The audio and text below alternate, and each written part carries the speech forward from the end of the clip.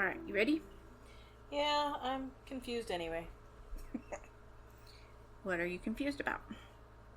I was trying to embroider an eyeball on an alien, and I can't figure out what I did. Oh. I somehow messed up the stitch, and I don't really know what I did. I'm also confused about that.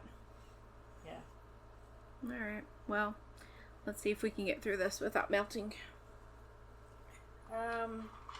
Can't make any guarantees. Yeah. Guess we'll see. Alright, well, anything new? Not that I can think of. I can't think of any headlines that are popping up in my head, and I definitely have nothing new going on in my life. Yeah, same. Alright, well, then, I guess, do you want to get down to business? I guess so. Let's get down to what we came here for, I suppose. Okay, well, I've got one quick kind of update. The lady from Taos, Melissa Casillas, that's been missing. So I spoke to her stepdaughter the other day, and she sent me a statement. Okay. Just because they're like worried about misinformation and stuff getting out, and so here's what she sent me. Statement regarding Melissa's disappearance from our family. At this time, I feel it's necessary to speak on behalf of my dad and my sister Sierra, as there have been countless rumors, speculations, and unfounded claims circulating. We want to clear the air and provide only the verified facts surrounding Melissa's disappearance. Timeline of events on the day Melissa went missing. 6:15 a.m., Melissa and my dad drove together to Los Alamos National Lab, where they both work. Melissa dropped him off at his job site and was expected to head to her own department. 7:40 a.m., Sierra, my sister, saw Melissa return home. Melissa told her she had forgotten her badge and would be working from home the rest of the day. My dad at this point had no idea Melissa came home. 11 a.m., my dad realized his work vest was still inside the car. He tried contacting Melissa to ask her to meet him, but wasn't able to reach her. He also couldn't locate the vehicle in the parking area. He contacted Sierra, who had relayed that she had been in contact with Melissa. He then asked Sierra to check whether he'd need a ride home or if Melissa was coming to get him. At 1:30 p.m., Melissa texted Sierra, confirming he would need to find another ride. Around 1:20 p.m., we have footage of Melissa returning home. Earlier, she had been seen at Taos Plaza bringing Sierra lunch and had also been at Subway. 2:30 p.m., Sierra attempted to contact Melissa, but her text messages were not going through. 3:30 p.m., Sierra returned home from work and found Melissa's purse, wallet, including her driver's license, cell phone, and work phone in her office. When Sierra tapped on Melissa's personal phone, she saw a screen prompting a factory reset. She contacted my dad to let him know. He arrived home approximately around 4:30 p.m. and grew concerned after seeing Melissa's car still parked and all of her belongings left behind. Given the family had planned a camping trip to Navajo that Friday, her absence raised serious alarm. At that point, he contacted the police and began working tirelessly to retrace everything, searching the house, reviewing any evidence we could find, and trying to determine where Melissa could be. Important notes. A tip came in immediately about someone reportedly seeing Melissa walking down Talpa that day, but a family member who gave us a description that did not match what Melissa was wearing and said that she was stumbling down the street. Because of that and being led on a goose chase, it wasn't until my dad obtained doorbell camera footage from 2:15 p.m. and verified it was Melissa walking with purpose and not in distress. My dad has not been personally reachable because he voluntarily turned over his cell phone to the police for review. It has not been returned yet, so Sierra is the current point of contact for him. Any information circulating online outside of what we've shared here is hearsay and has not been confirmed by our family or the authorities. Although we are grateful for the exposure, there are items that need to be corrected. We are waiting and hoping for answers. At this point, we do not know where Melissa is. What we do know is it's completely out of character for her to disappear without a word, especially without saying anything to Sierra, whom she is incredibly close to. So I did read another, update from the Taos newspaper saying that in the doorbell footage, you can also see her with a backpack. Yeah. And so it does appear that she left voluntarily. But it is strange. Yeah, that's peculiar. Yep. And she... What was the other thing that I read? Oh, that she had not... That her husband, I guess, said that he hadn't... That she didn't actually leave her badge at home because he saw her swipe her badge to get into the building, or somebody had seen her swipe her badge to get into the building. And so she did have it, and so, like, she just used that as an excuse to go home, even though she had the badge. Yeah. And so, I don't know. There was something else in there about that she had been under a lot of stress from, like, a settlement from, like, a car accident or something. Right. But I don't know if that's enough to, like, walk away from your family, so... Yeah. I don't know. It's bizarre no matter what it is, and her family just wants to know she's okay. Yeah. So I definitely would be wary about what you read online. Yeah, for sure. But hopefully there is some kind of update soon. Yeah. And hopefully it's good. Yeah, hopefully it's not a tragic update, but I guess we'll keep our eyes and ears open and see what happens. Yep, for sure. So, anyway, let's see. I guess we can get into today's story. Today, we're going to talk about the most haunted house in England. Ooh. Or it was, because spoiler alert, it no longer exists. But this is the story of the Borley Rectory. Alright. Do you know anything about the Borley Rectory? Just given the name, no, but that doesn't mean that I don't. Okay. Well, do you know what a rectory is? It has to do with a church. It does. I had to look it up. Like, I had an idea of what it was, but I looked it up to be sure. So a rectory is basically where, like, the priest or the minister whoever lives. The whole idea of a rector has had me confused for a couple of weeks because I'm reading a book right now, and the father of the main character is this, like, nuclear physicist who took on the position of being the rector of a university in New Zealand. Okay. And I was like, I don't think this guy is a preacher. But then I looked it up, and a rector can also be, like, the head of a college. Yeah. And so then I saw rectory, and I was like, I don't know what this is. But yeah, no, I know that it has to do with living quarters at churches. yeah, but... so in this case, it's the place where, like, the minister or reverend or whatever lives. So Borley Rectory is a home that was built for the Reverend Henry Ellis Dawson Bull after he had been named the rector of the parish of Borley in Essex. Like he needed any more names.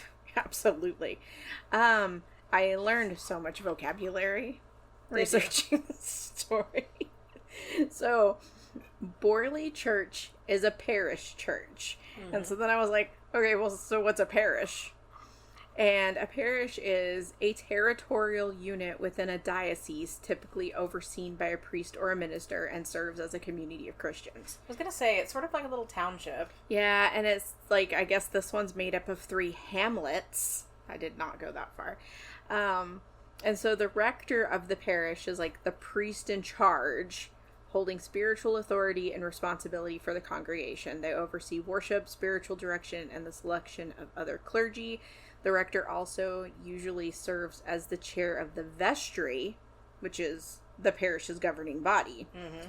So, so many things. So many church things. And so the rector, like, is the preacher of the church. Right. But also, like, handles, like, the affairs of, like, the church property and the finance and other business matters. Right. And literally none of this matters to the story, but I got a vocabulary lesson, so everybody else does too. Alright. Well, I'm using my computer to have my notes today, and I don't like that the, like, scrolly arrows aren't just on the screen anymore. Yeah. And so I can't just scroll. Okay. So anyway, back to Reverend Henry Ellis Dawson Bull and the Borley Rectory. Yes. So I'm not sure when construction began, but it was completed in 1862 to replace the former rectory that had been destroyed in a fire in 1841. And the one we are discussing was added to multiple times as the Bull family continued to grow to include a casual 14 children. Well. Yeah. That's nothing. No, not at all. Just a small family. So, a little backstory to the legend or the lore or whatever you want to call the story surrounding the site. So, the earliest legend dates back to like the 14th century, and it's Forbidden Love Catholic edition. Okay. Local legend says that there was a Catholic monastery called Borley Priory on the site of where the Borley Rectory eventually stood, and a convent in Burris, about 7 or 8 miles away, and that a monk from the monastery and a novice fell in love. Do you know what a novice is? Not a yet nun. Yes, okay. So, the monk and the novice fall in love. And one night, they planned to elope, but they were caught. And the monk was hanged, and the novice was bricked up in a corner of the basement of the monastery. Yeah, this story sounds fairly familiar. Yeah. I think I've heard a podcast over this story before. Probably. Well, you know what I was wondering? What? So, when I heard monastery, like, I assumed monks. Right. But I guess it's also a place where nuns can live. Mm-hmm. And, like, there's a monastery near us. Yes. But you never see nuns. I know. I've wondered that myself before, because there is a monastery near us, and I've also thought about the fact that I've never seen a nun. But there are also orders of nuns that don't wear habits. Oh, that's weird. So I thought they all did. No. Because I know, like, there's different ones. Because there's, like, the traditional, like, black one where it's, like, just their face showing. But, like, then there's the other ones where it's, like, a shorter, like, head thingy. And, but like, not as... I'm fairly certain that there are orders of nuns that do not actually wear habits. Oh. Well, that's no fun. How would you know they're a nun? I know. Because I have 2 references for nuns in my entire life, and one is when our dad pretended to be Catholic when we were little, and so sometimes we'd go to the Catholic church. And then the other one is called the midwife. Right. And, like, they're just, like, a large part of the community. Mm-hmm. They're, like, out, and they're doing stuff, and they're shopping, and they're talking, and they know everybody. I'm like, I've literally never seen a nun in real life.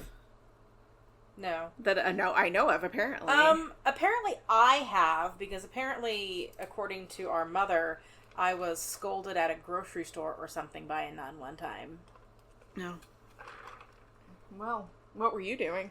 I don't remember what the story is, but I can just remember Mom saying that some nun, like, scolded me at a grocery store one time. Yeah. Okay. I know, and it's funny because also, like, just when you hear about, like, Catholic schools and stuff, nuns seem like they're very, like, severe and mean. Mm-hmm. But then when you watch Call the Midwife, they're all, like, nice. Yeah. But maybe it's... Like, for the most part, they're lovely. Yeah. So, I don't know. Anyway, so monk, nun, bricked up in the basement of the monastery. Not quite nun. Yeah. And that seems like a terrible way to go. Yeah.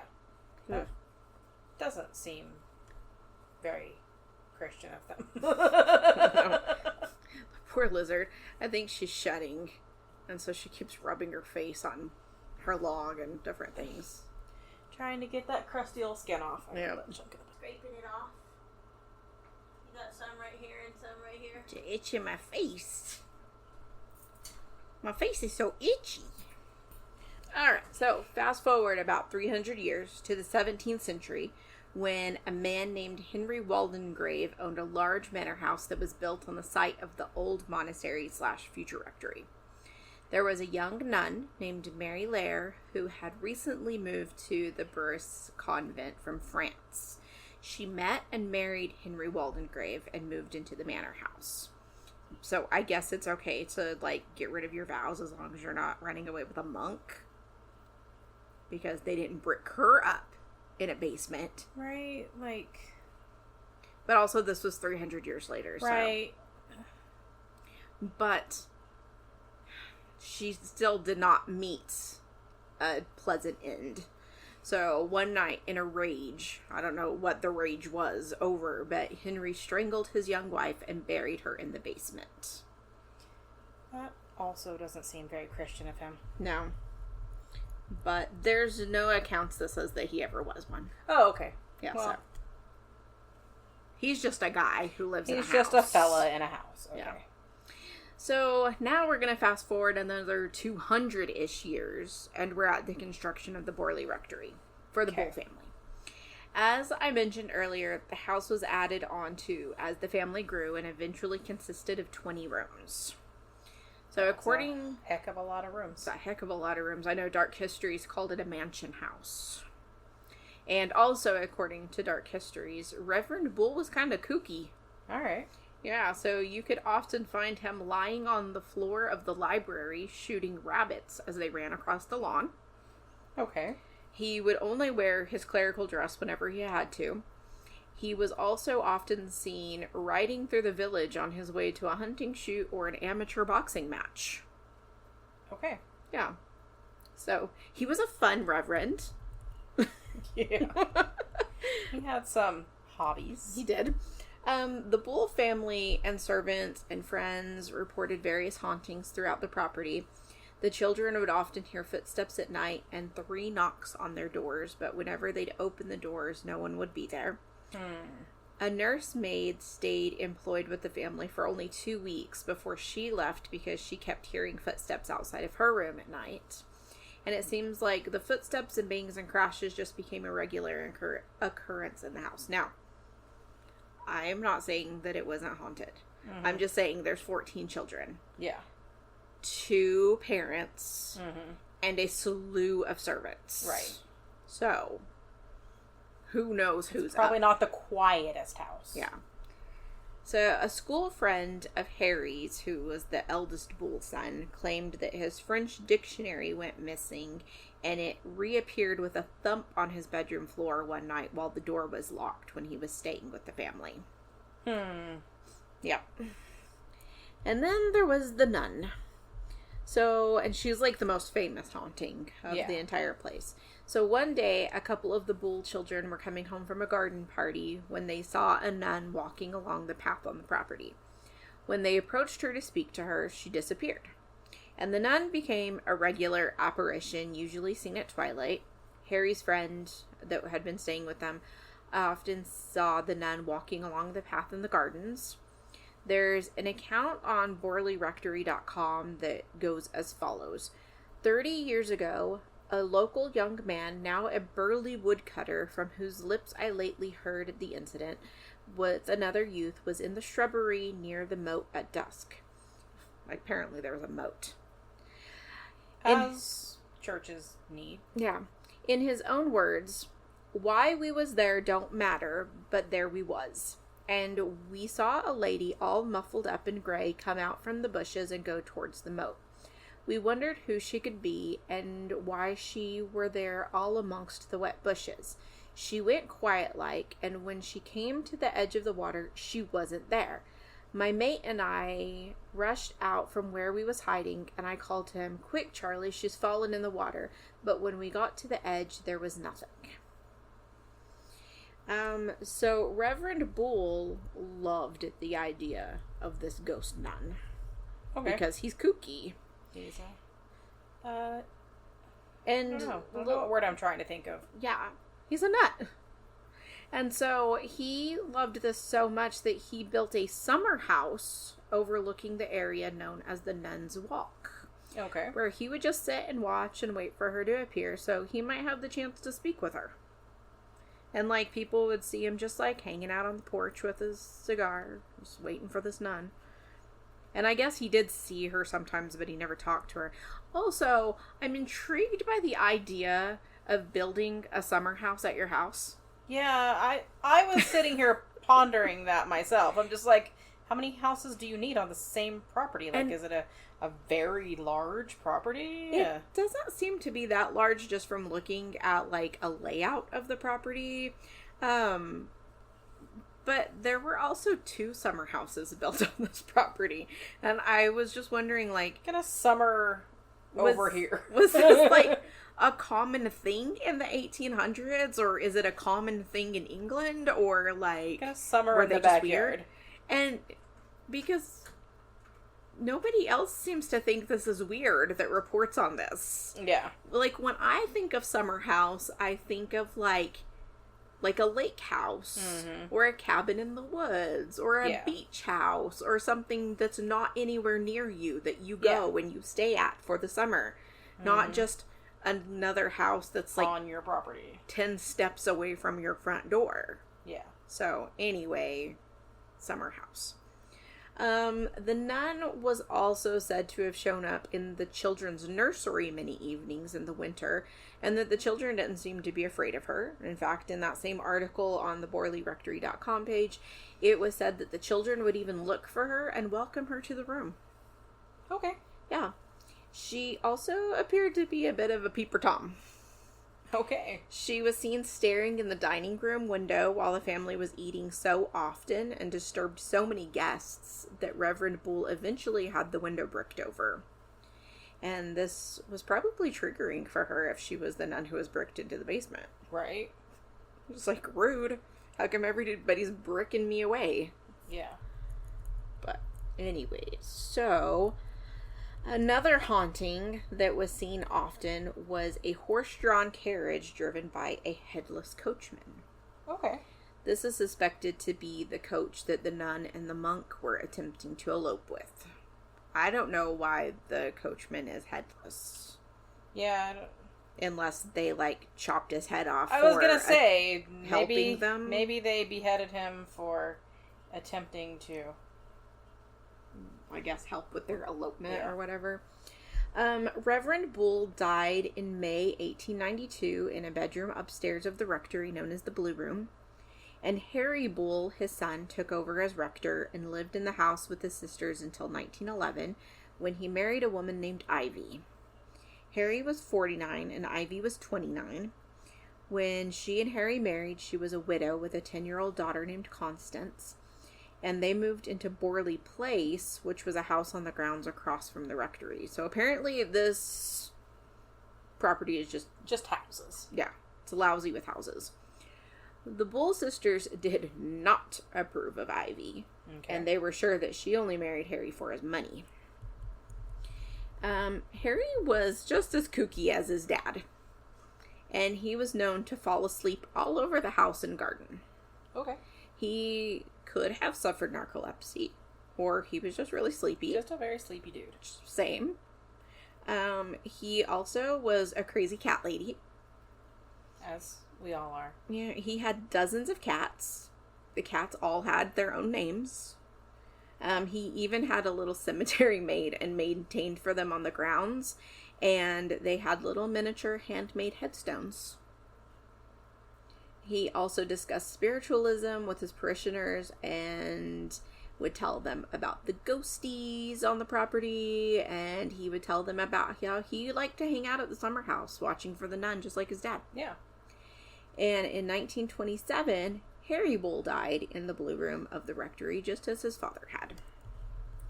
It's very commonplace today. Apparently. That's the dying room. The next rector of Borley Church was a man named Guy Eric Smith. And I love it when people are named Guy. Yes. Also, it makes me think of South Park. Yes. Saddam Hussein and Satan's love could never be matched. No. They have a love that's so pure. Yes. Which people could only wish to have that kind of love. Anyway, so he and his wife moved onto the property on October 2nd, 1928. They had previously lived in India and had recently moved out to England because Mabel was in ill health. And fun fact, no one warned them about the ghosties before they moved in. Oh no. I know. So, also, according to Dark Histories, this was the beginning of one of the worst British winters of that century, with temperatures not getting much over 1 degree Celsius for months. Yikes. Which is freezing here, basically. It's like 33 degrees. They had a water system put into the house because this house didn't really have any modern amenities. Uh-huh. And so they had a water system put in, and then they closed off upper rooms of the house because, I mean, now it's only 2 people instead of the 16 that it was for the Bull family. You don't need 72 rooms for exactly just a couple of people. But even so, the house was really hard to manage and it was so cold, and so they requested a transfer, but they were denied. And the Bull sisters and locals would visit them and tell them about the ghosts on the property. They had a maid that stayed only 2 days after she was scared by a shadow figure in the garden. During the Smiths' stay at the rectory, the service bells would ring at all hours of the day and night, even though no one was around to ring them. Mm-hmm. And they would ring even after Reverend Smith cut the cables. Okay, that's not creepy. Nope, not at all. Mabel also started hearing footsteps walking around at night. And there weren't 14 children to be running around. And to make things just as horrible as possible for poor Mabel, while clearing out a cupboard, and depending on the source, this was either in the basement, the kitchen, or the library, then none of that makes it better. No. She found a woman's skull wrapped in a brown parcel paper. Oh, lovely. Yeah. And some believe that this could be the skull of the French nun, Marie Laire, who was murdered by her husband. Mm-hmm. Also from outside or from cracks under the door, Mabel would see lights in rooms that were not being used, but when she went to the room, they would be dark and empty. And she also said that she saw the ghostly carriage on 2 separate occasions. So in the spring, when the weather warmed up, and for the sake of their nerves, which were like hanging by a thread at this point, after the really frickin' cold winter and then having all of these ghosty things happening, the Smiths decided to write to the Daily Mirror and request that they put them in touch with somebody for the Society for Psychical Research. Yes. They wanted someone to come out to the house and investigate. And I think that they were hoping that they'd be told they were, like, seeing things. Mm-hmm. And everything was okay and put their minds at ease. Yeah. I don't know why they contacted the Daily Mirror instead of just finding the contact information to the Society for Psychical Research another way. Yeah. But, I don't know. I guess there wasn't Google back then, so. I guess not. So, today, Daily Mirror is a tabloid. Mm-hmm. And I don't know if it was in the 1900s, but, rather than send a paranormal investigator, the Mirror sent a reporter named Vernon Wall, and he ended up writing like a sensationalized story of the house with very little historical fact. Right. And this became a series of stories that was published over the week. The editor of the Mirror then contacted Harry Price, who had broken away from the Society of Psychical Research and had created his own like rival place called the National Laboratory of Psychical Research, and was a member of the American Society for Psychical Research as well. And we talked a little bit about Harry Price in the Jeff the Talking Mongoose story. Yeah. And his research at this time with the Borley Rectory, I think up to this point, it had largely been, and don't quote me, but he had been trying to discredit fake mediums. Uh-huh. But he was excited for the chance to investigate the rectory. So he contacted Reverend Guy the next day to schedule a visit, and he and his secretary Lucy Kay visited the rectory on Wednesday, June 12th. The account was written and published by Vernon Wall in the Daily Mirror, and he claims that while he and Price were hanging out at the summer house in the evening, that he, Wall, saw a figure in the garden, but when he ran to it, it vanished. He also claimed that as they were walking to the house, a pane of glass from the roof of the porch shattered at their feet in the yard, and so they ran upstairs, but they found no one there. Mm-hmm. And then as they were walking downstairs, something flew over their heads and shattered against the iron stove, and it turned out to be a red vase that came from the blue room where they had just been. Yes. Then they conducted an informal seance, asking spirits to answer them with 1 knock for no and 3 knocks for yes. Which is very typical of a seance. Mm-hmm. Very stereotypical seance. Right, yes. And I say informal seance because they didn't have any mediums or anything there. They were just asking questions. And I guess even though it wasn't written in the Daily Mirror article, 2 of the Bull sisters were also present at this makeshift seance. Yeah.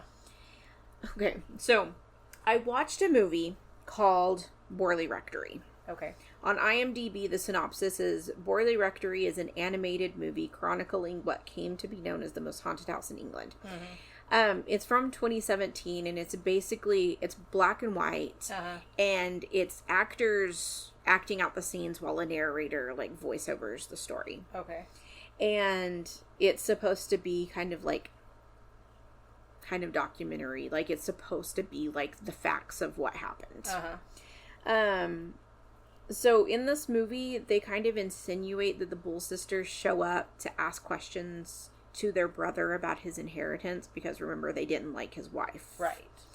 And in the article from the Mirror, it said that the spirit they were in contact with was indeed Harry Bull, and that he told them he was murdered by Ivy to get his inheritance. Yikes. Which I don't think, they never, like, verified this. Well, no. So, I don't know if that happened or not. But, yikes. Yeah. And because of the hype generated by the Daily Mail articles, people started showing up in droves to see the haunted house. And the Smiths couldn't handle it, and they left in July. Also, I think it's weird to have people show up at your house when you live there. Yeah. Well, I always think it's weird when, like, I don't know. Remember how, like, I don't know, it's been probably 10 years ago or something, we had talked about going to England. Yeah. And I was looking at places, like, things to do or whatever. And you can visit, like, you can take tours of, like, Kensington Palace and stuff. They live there. I know. I've always thought that was peculiar. Like, how would you like people just, like, traipsing through your house looking at your stuff? I mean, they probably don't let people tour like the part of the house quarters that they, like, live in. It would still be but weird. It's still weird. It'd be like, okay, I have to stay upstairs because there's a tour coming through. Yeah. No, I think that's weird too. Yeah. But yeah, like somebody lives at this house. Like I know. Yeah, so I don't know. I was gonna say the 1900s were wild, but people still do that. So yeah.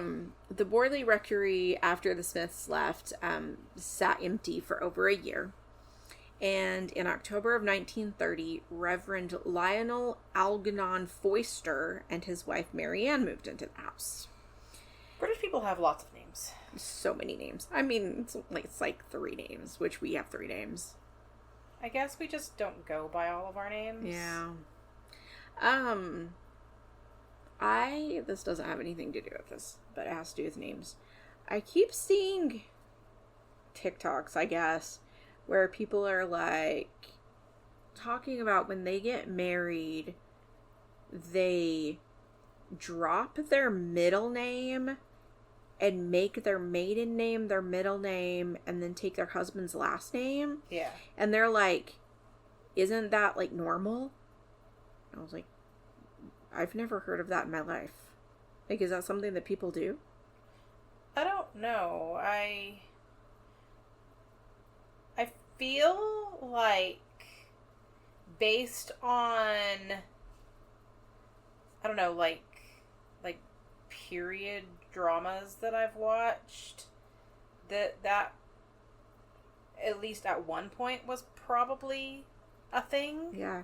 And I don't really hear about that happening these days. Like, I don't know.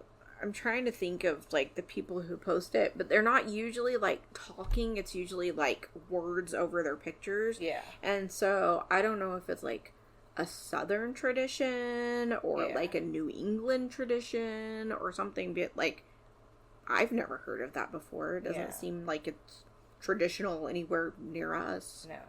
But anyway. It's gotta be a regional thing or something. Yeah. I don't know. It's strange.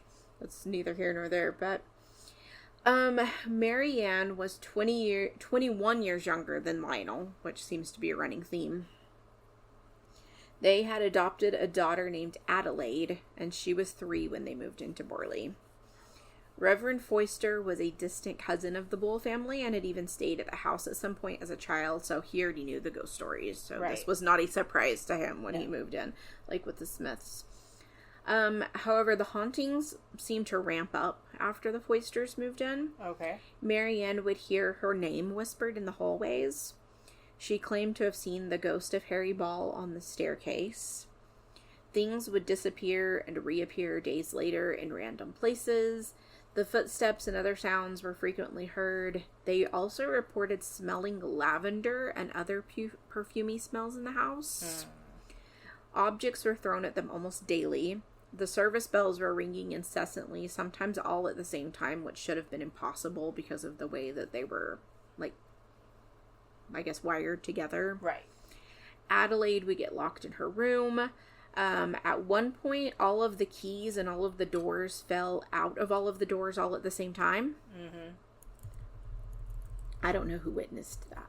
Yeah. I don't know how you can witness them all fall out of every door at the same time. But I mean, I guess, like, if you were standing somewhere and you could see, like, the hall or whatever, and, like, they all fell out, but I don't know who witnessed that. So Marianne also claimed to have found a piece of paper floating through the air in the kitchen that had her name scribbled on it in what she described as a child's hand. Okay. She found other scraps of paper throughout the house with that same handwriting. And then she started finding messages being written to her on the walls of the rectory. One said, "Marianne, please help get." She wrote back, "I cannot understand, tell me more." I need more information, say more. Then the scribbles look like they say, "Light Mass Prayer." And then there's a lot of other scribbles that you can't really make out the words. Mm-hmm. Let me see. I think I have the pictures up here somewhere. I just have so many tabs open. Go away, pop-ups. Where are pop-ups still a thing? I was just about to say the same thing. Like, what? Like, are pop-ups still a thing? Apparently. Okay, so that's what the wall scribbles look like. Okay. So, and like, it's so scribbly that like you can't really see. Mm-hmm. This one's the one that says "Light Mass Prayers." Yeah. And then this one, I think I saw another one where somebody had like overlaid it with different colors, and it kind of looks like light in or light in prayers or something. I can't remember exactly what they said that they thought it said, but you can kind of see light right there. Yeah, I can see that. But it's so scribbly. Ghosts apparently have a hard time writing. Well, ghost hands are probably not the most reliable. Yeah. They're just like going right through the pencil. Mm-hmm. Okay, so... Okay. Several spiritualists and psychical researchers visited the rectory that spring, and most of them came away with the same conclusion. They all believed that Marianne was faking the activity. To which Marianne was shocked and appalled. Shocked and awe. The Ball sisters kept in touch with Harry Price and, like, were letting him know what was going on. Uh-huh. And so he decided to come back to the house in October of 1931. While he was visiting one evening, he and a couple of friends claimed that the wine that was poured at dinner turned into ink. Yuck. Yeah. Do you think that one of them drank it? And that's how they knew? I mean, I would assume that maybe it turned a different color. Maybe, but, like, if you're just all, like, sitting there, like, talking or whatever, and, like, they just picked it up. And... Yeah, like, not, like, looking at their glass, just picking up their glass. Yeah. And, I mean, possibly. And then it wasn't even really ink, it was just, like, wine that had gone bad. Yeah. But, anyway, they claimed it turned to ink. It was balsamic vinegar. Yeah. After they went to bed, the service bells rang all night. And Price also was suspicious of Marianne, and after he told his suspicions to the Reverend and Mrs. Foyster, they severed ties with him. Well, I mean, I guess I can understand why. Yeah. They did eventually get a medium or someone from town to come and cleanse the house, and Reverend Foyster said that the house seemed to go back to normal after they left, and normal as in no ghosties. Yeah. Not normal as, like... Just the normal amount of ghosties. Right. And then Reverend Foyster retired in October 1935. Reverend Alfred Clifford Henning took over as rector in March 1936, but he and his family never lived in the rectory, and it was placed for sale. You're right on one hand that, like, it's a lot of names, because I don't know why they introduce all of them with their middle names. Mm-hmm. Like, well, what's the point? That's what I'm saying. Like, why do we need to know what their middle name is? We have a lot of names, too, I guess. Like, the same amount of names, but, like, we don't use them all at once. Yeah. So, like I said before, the house didn't have any modern amenities, and it was too costly for the church to manage. And so that's why they decided to sell it. Harry Price wanted to buy it as like a spiritual retreat kind of a place. Yeah. But it was going to be too expensive to do the repairs and the renovations that it would need. And so he asked if he could rent it to conduct a long-term investigation of the property. Yeah. Reverend Henning agreed to rent it to Harry Price for £30 per year. It's very expensive. Yeah, so expensive. And actually what I saw was that was like a steal even at the time, because apartments in London were going for like £100. Yeah. Harry Price put an ad in the newspaper that read, because remember he wants to do a long-term investigation. I'm gonna read you this advertisement. Okay. Haunted house. Responsible persons of leisure, intelligence, intrepid, critical, and unbiased are invited to join rota of observers in a year, night, and day investigation of alleged haunted house in home counties. Printed instructions applied. Scientific training or the ability to operate simple instruments an advantage. House situated in lonely hamlet, so own car is essential. Okay. Yeah. And he had, like, a list of printed instructions. I didn't read them, but I remember Dark Histories read some of them, and one was like, you can bring your own camera, and if you see a ghost, take a picture of the ghost, but don't make any noise. But if the ghost talks to you, make sure to get the ghost's name. If you like pina coladas and getting caught in the rain. Exactly. All of those very important things. Okay, so he received over 200 applicants. Goodness. He settled on 48. He converted the library into a war room of sorts, and in June the investigators began their work. This reminded me of, what's the movie with Owen Wilson? About the Hill I know House. what you're talking about. I'm just having a hard time remembering what the name of the movie is. The House on Haunted Hill? I think so. Yeah, because the Netflix show is The Haunting of Hill House, right? Yeah. Yeah, so House on Haunted Hill. But I wonder if that's where they got the idea for that movie. Maybe. From this, like, where he's got all of these investigators in, like, a known haunted house. Yeah. Because every time that I heard something about this, I was like, that's like that movie. Let's see. Multiple seances were conducted, like, throughout the year that they were there. One made contact with Marie Lair, the French nun. Mm-hmm. She claimed to have died on May 17th, 1667, and said that she was buried in a shallow grave in the southwest corner of the garden near the house under a fir tree, and asked to be given a Christian burial. Okay. Price later claimed in a book that there was no way to prove that this was true. How about dig her up? That's what I said. Like, could you just, like, go out and, like, dig it up and see if maybe she's there? But, he, I guess, did not think of that. They also received answers via planchette writing. Mm-hmm. So, where they have the planchette where you put the pencil through and then, like, it writes rather than going to the letters. So they asked what they could do for the spirit, and it said, get a priest. And when they asked if Father Henning could help them, it said yes. It also said that it was the one responsible for the wall writings when Marianne Foyster was living there. Okay. They also made contact with a spirit named Sunex Amuris. Yes, that's a real name, apparently. All right. This was also through planchette writing in March of 1938, who claimed that the rectory was going to burn that night at 9 p.m. and end the haunting, and claimed that under the ruins they would find proof of murder. Yikes. Yeah, and I found a transcript of that because I couldn't find the actual, like, picture of the writing from this one. In that movie I was telling you about, it, like, illustrates this. Yeah. But it says, the question was, who are you? And it said, Sunex Amuris and one of the men mean to burn the rectory tonight at 9 o'clock, end of the haunting.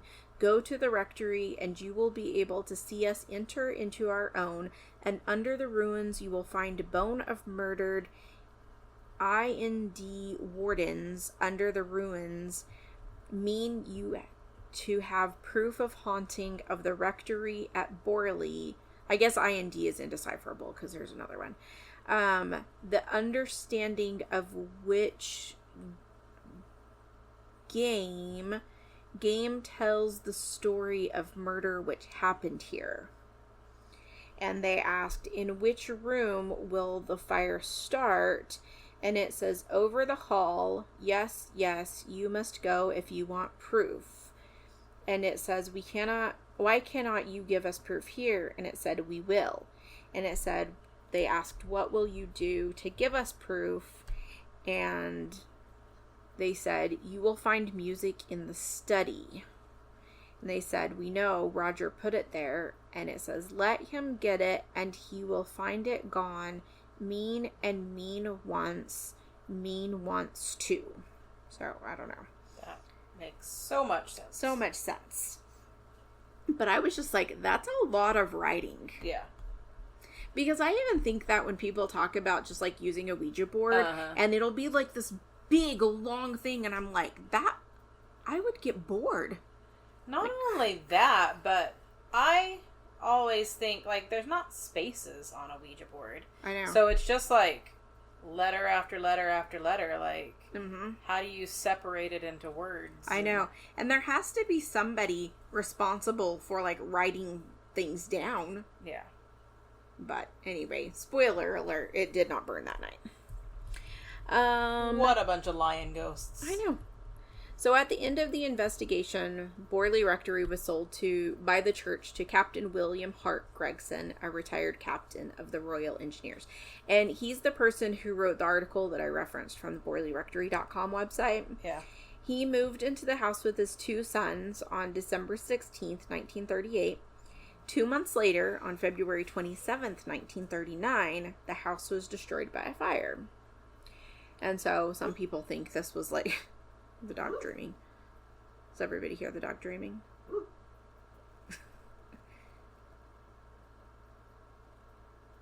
It's funny because, like, her cheeks puff up when she does her little dream barks. Yeah.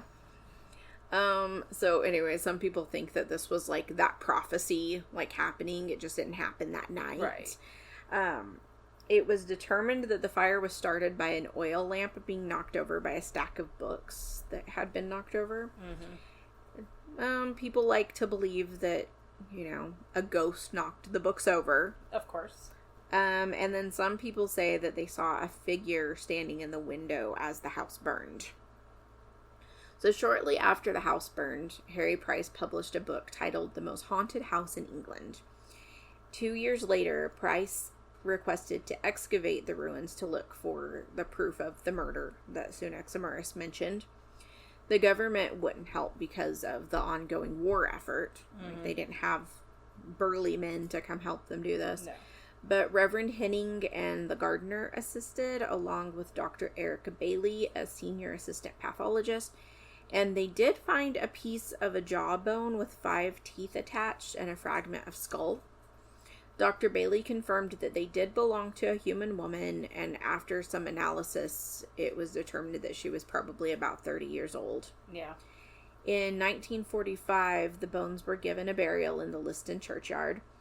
Harry Price published a second book titled The End of Borley Rectory, where he concluded that the bones were Marie Laire's, And he was working on a third book about the rectory when he died in 1948. He had a lot to say about this place. How did he confirm that those were her bones? He did not. He just said, these are her bones. He just said, these are her bones. Yeah.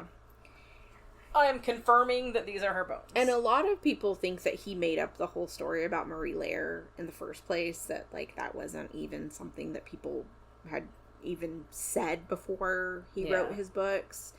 And just another note about the bones. I did see on at least one other source that when they found the bones that they were thought to be pig bones, and that they were refused burial in the churchyard. So I don't know which one is actually correct.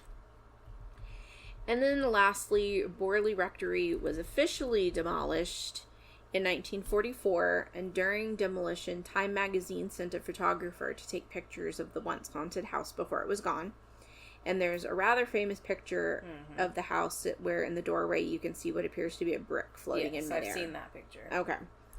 So, now I'm going to tell you all of the bad news. So, there are no records of a monastery ever being built on the property.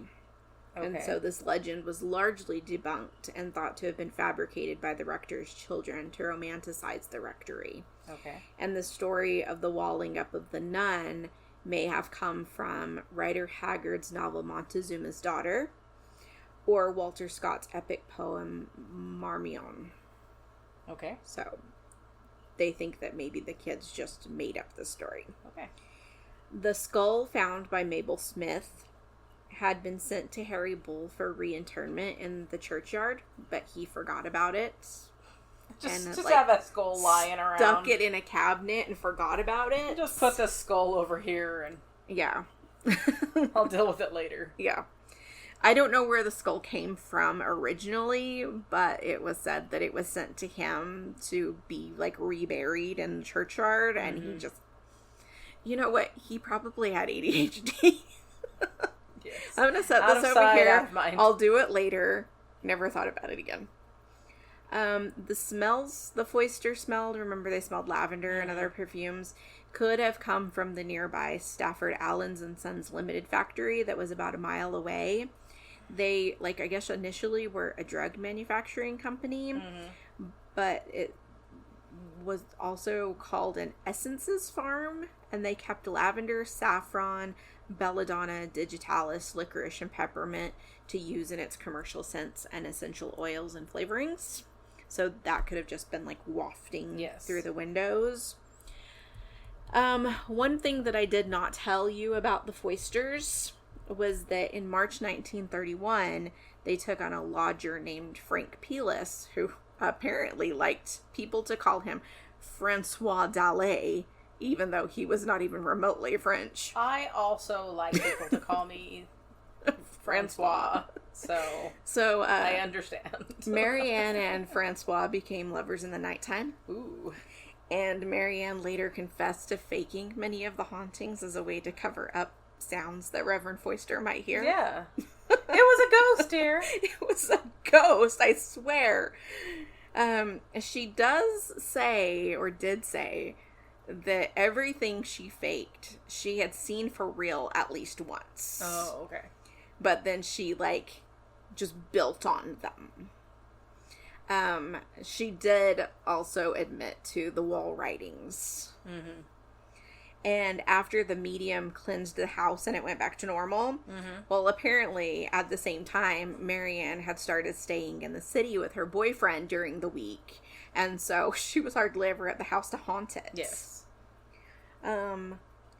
A journalist from the Daily Mail named Charles Sutton, who had gone with Harry Price to Borley Rectory in July 1929, published an article after Price's death in December 1948. In the article, he claimed that at one point in the house, a pebble hit him in the head. And he said that he seized Harry and he found his pockets full of bricks and pebbles. And he said that he told his editor, but they wouldn't let him print that story. Okay.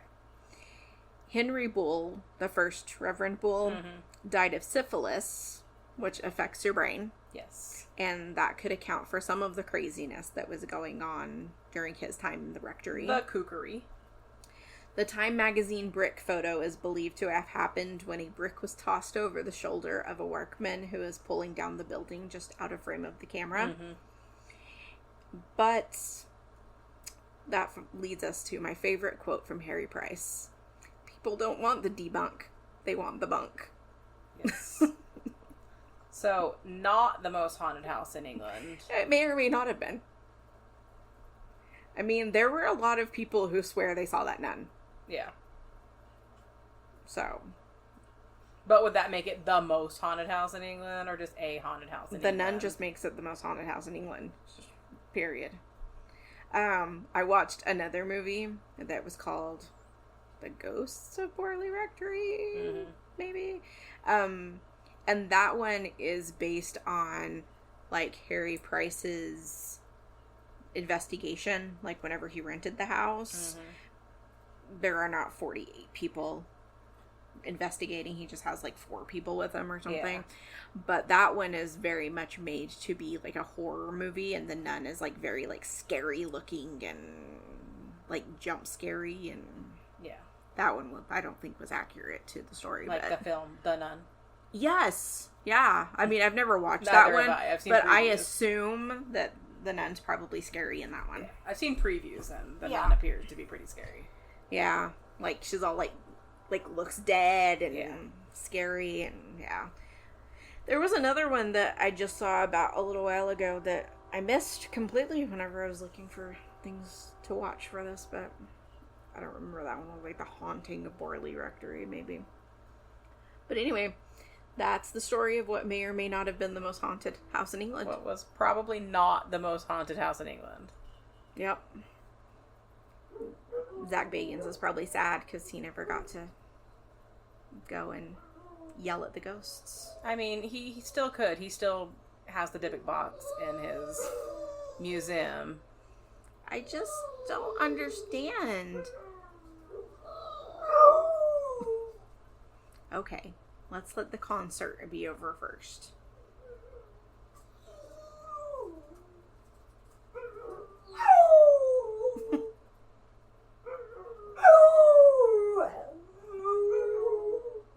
So pretty. That one was a short train. Yeah. Okay. I don't understand why the Dybbuk box is still a thing when the guy said who made it up literally was like, guys, I made this up. I made it up. And so I don't know why we're still pretending like it's real. Yeah. That's what I'm saying. Like, so, I mean, I guess Zach Bagans could still go yell at fake ghosts. Yeah. Considering he still keeps the Dybbuk box around after it was debunked. Mm-hmm. Well, and then it's so funny. I was thinking about how we're always like, pics or it didn't happen. Mm-hmm. But then, like, we see actual pics, like the brick. Uh-huh. And we're like, but it didn't happen. Right. Pics and it still didn't happen. Right. So, like, I don't know. It's like you can't even trust the pictures. Well, just like that one show that we're always upset about. Oh, the one with the maid or the nurse or whatever. And it was just like way too clear of a like that was it looks like the ghosts in the Haunted Mansion. Yeah. Like how they're all like blue on the out. Yeah. Yeah. What was that show? It was like a haunted like town. It was it was like a very it? specific town that they were investigating. Yeah. And it was that one guy. Yeah, why can't I think of his name right now? Because he's the guy on Fact or Faked, right? Yeah. I didn't bring a device. Let's see. Fact or Faked guy. Fact or... He was the FBI guy? Mm-hmm. Ben Hansen? Ben Hansen. Yeah. Yeah. And he was so excited. I know. Which makes me, like, wonder, like, was he in on the joke? Because he looked way too excited. Yeah. But... And I feel like if they got this evidence of this very clear entity, that you would have heard about it more. Right, it would have been like national news. Like, oh my god, look at this. You would think. Didn't you go ghost hunting with Ben Hansen? I did. Okay, I thought so. I did go ghost hunting with Ben Hansen one time. You didn't see any clear ghosts? No. Or clear ghosts? We didn't even get an EVP. Ah, lame. Where'd you guys hunt? In the UFO Museum? Okay. Yeah. Yeah, because it's supposed to be haunted, isn't it? Like Supposedly. the upstairs or something? Yeah, so we went upstairs where, like, the offices are. Mm-hmm. And took a tape recorder and did an EVP session and got literally nothing. Maybe you should have done the thing with the blindfold. Maybe, but we didn't really have equipment. Yeah. And so we wouldn't have had the thing that did the... That's true. The radio thing. Yeah. Yeah. Well, that's lame. Yeah, it was just a spur of the moment ghost hunt. Yeah. But we got absolutely nothing. Well, that's more ghost hunting than I've ever done. Yeah. So, I guess there's that. I was really sad because, what's the fort that we were going to go do the ghost hunt at? Fort Stanton. I guess some of the buildings got damaged in that fire, and I was wondering if it was some of the buildings where they do the ghost hunting at. Yeah. I was like, man, we never got to go do that. Yeah. Fires be wild. Yeah. Wildfires be wild. Wildfires, that's why they're called that. Yeah, because they're wild. They're wild. Yeah. I don't know. I feel like I don't want to be scared by a ghost. No. But I also would like to have proof of a ghost. Right.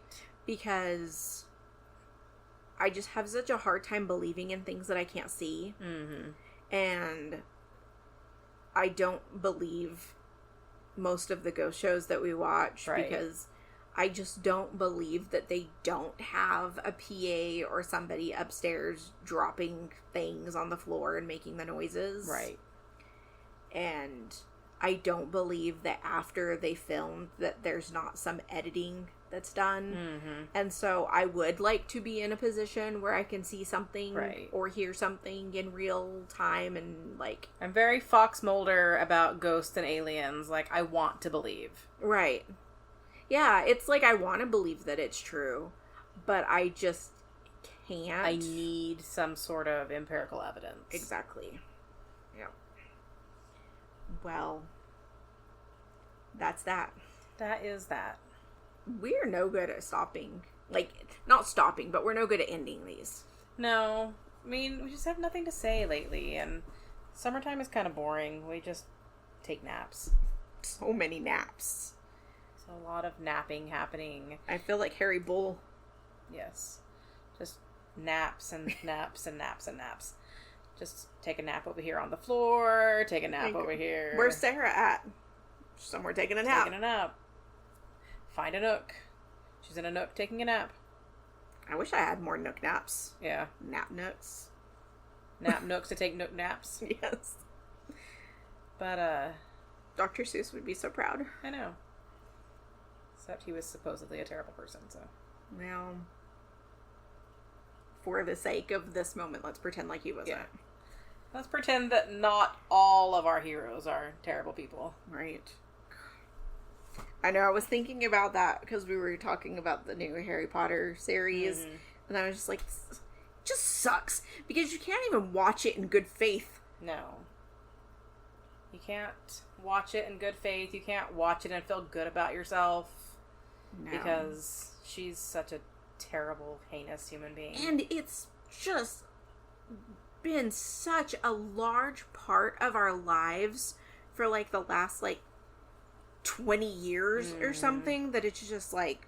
Such a bummer to have it ruined. Because I reference Harry Potter all the time. Right. because I've read those books 1,000 times. Right. And so it's just like, I don't know. It's just been such a big part of our lives that it just sucks that, like, you can't even, like, say something about it without feeling icky. Yeah. About where it came from. You just kind of try to distance yourself from it. Mm-hmm. And now, like, Neil Gaiman's in trouble for being a creep, and... I know. I'm really hoping that one's not true. Yeah. But it's just like, you gotta hope that at least some of your heroes aren't terrible people. Yep.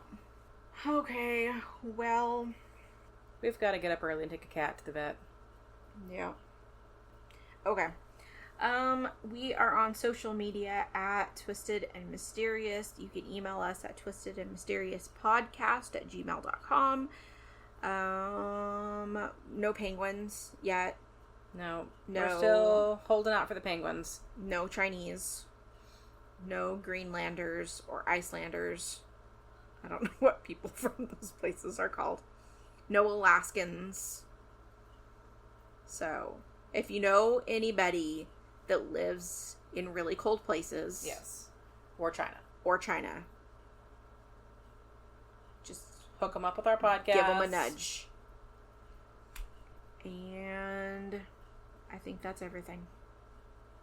Are we posting on a weird day next week, or are we just going to post on our regular day? I think we're just going to post on a regular day. Okay. That's the hope. We're going on vacation next week. And so we're probably going to record one more time this week, but then I'll just schedule it so that it uploads on our regular day. Okay. Sounds good. Just trying to figure out what we're doing. Yep. That's the plan. I don't know if it'll work out, but that's the plan.